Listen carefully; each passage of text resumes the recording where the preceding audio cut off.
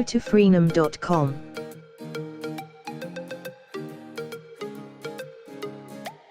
If you don't have account, create one and sign in.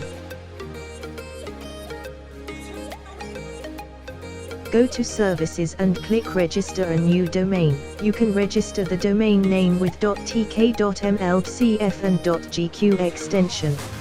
Now types your domain name and click Check Availability. If your domain name is available, then click Get It Now.